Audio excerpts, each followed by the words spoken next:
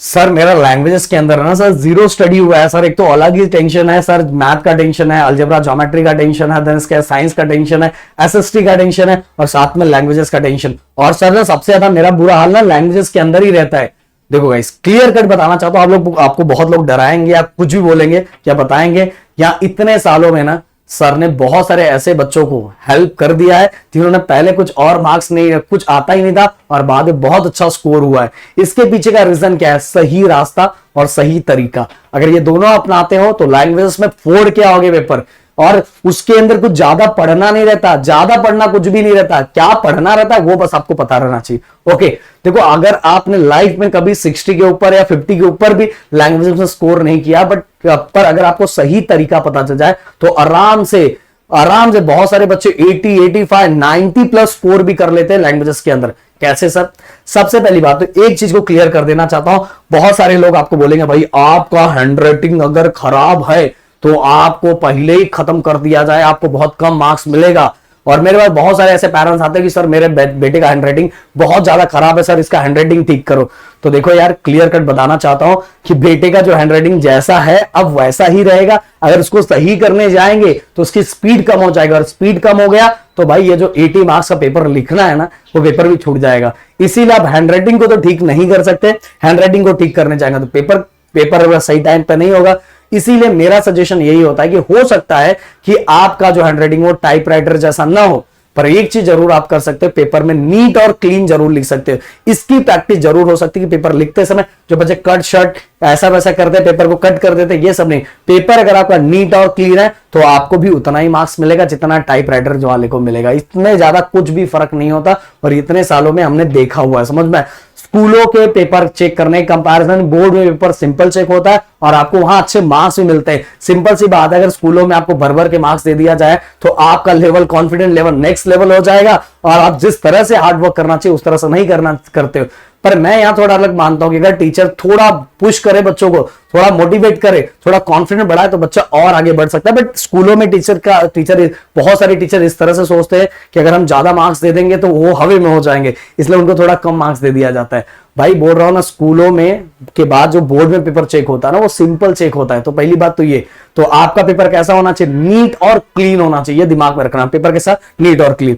इसके बाद गाइस, अगर आपको लैंग्वेजेस में स्कोर करना है, किसी में भी, हिंदी, इंग्लिश, मराठी, किसी में स्कोर करना है, तो सबसे बड़ी बात होती है राइटिंग स्किल और ग्रामर का पार्ट। राइटिंग स्किल और ग्रामर में अगर आप बहुत अच्छा स्कोर कर लेते हो तो भाई आपको कोई अच्छे मार्क्स लाने से रोक नहीं सकता। अब राइटिंग स्किल और ग्रामर, राइटिंग स्किल में अगर अच्छा स्कोर करवाना है तो सबसे पहले उसके पैटर्न को समझना पड़ेगा कि इसको लिखते कैसे कैसे किस तरह से हैं, उसके जितने भी चीजें हैं। अगर उसके अंदर मैं बातमी लेखन की बात करूं, फिर ऐसे की बात करूं, फिर अगर मैं पत्र लेखन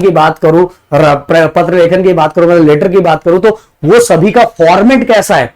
जाहिरात की बात करूं तो कैसा फॉर्मेट है, तो वो फॉर्मेट आपको पता होना चाहिए। अगर वो फॉर्मेट आपको पता है ना, तो भाई वैसे के वैसे लिख के आओगे तो भी मार्क्स दबा के मिलता है। समझ, फॉर्मेट सही होना चाहिए। टीचर जब पेपर चेक करते हैं तो उनका फॉर्मेट पे ज्यादा फोकस होता है। अगर फॉर्मेट एंड बोर्ड के रूल के अकॉर्डिंग सभी चीजें आपने सही लिखी है तो भाई आपको ना, जो बाकी लोगों ने भर भर के लिखा है ना, उसके कंपैरिजन में आपको ज्यादा मार्क्स मिलते हैं। ज्यादा मतलब अगर 4 मार्क्स है तो 4 का ये नहीं कि 10 मार्क्स मिल जाएगा, जितना है उतना ही मिलेगा।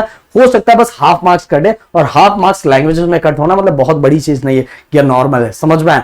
तो भाई राइटिंग स्किल और ग्रामर, और राइटिंग स्किल एंड ग्रामर के लिए आप सभी को बोलूंगा कि अगर आप थोड़ा number of words, number of शब्द अपने दिमाग में बढ़ाना चाहते हो तो डेली रात को आधा घंटा या स्टोरी का बुक, 10th स्टैंडर्ड कंपोजिशन का बुक मिलता है, वो जाके मतलब दुकान से ले लो और वो पढ़ना स्टार्ट करो। वो पढ़ना स्टार्ट करोगे तो डेली रात को सोने के टाइम 15 से 20 मिनट, तो आपके दिमाग में जो वर्ड्स के कलेक्शन है ना, एक दिन एक लैंग्वेजेस करो, एक दिन दूसरे लैंग्वेजेस करो, एक दिन तीसरे लैंग्वेजेस करो। इस तरह से करोगे तो नंबर ऑफ वर्ड्स के कलेक्शन आपके दिमाग में बढ़ते जाएंगे, और जब लिखोगे ना तो आपको शब्द ढूंढने की जरूरत नहीं पड़ेगी, आपके दिमाग में नए नए शब्द आते जाएंगे।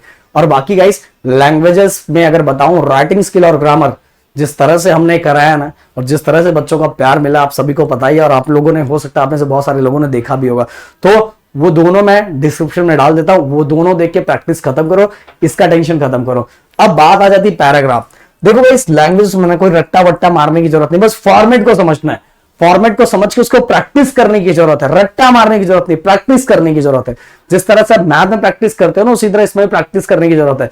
तो भाई आप अब आता हूं मैं पैराग्राफ में अगर आपको प्रैक्टिस करना है तो अब नॉनी 21 तो उसमें जो पैराग्राफ दिया हो वो पैराग्राफ में देखो आप सॉल्व आप क्वेश्चंस को ढूंढ पा रहे हो कि नहीं ढूंढ पा रहे हो, आप सही तरीके से आकलन कृति में भर पा रहे हो कि नहीं भर पा रहे हो। तो उसकी डेली आधा घंटा वो 15 मिनट जो आप मैंने बोला कॉम्पोजिशन बुक को रीड करना, बस इतना काम अगर आप डेली करोगे तो अभी भी अगर आपकी जीरो स्टडी हुई होगी तो भी भाई कोई टेंशन नहीं है, पूरा भर के मार्क्स लाओगे, पूरा बोर्ड एग्जाम में बहुत अच्छा स्कोर करोगे।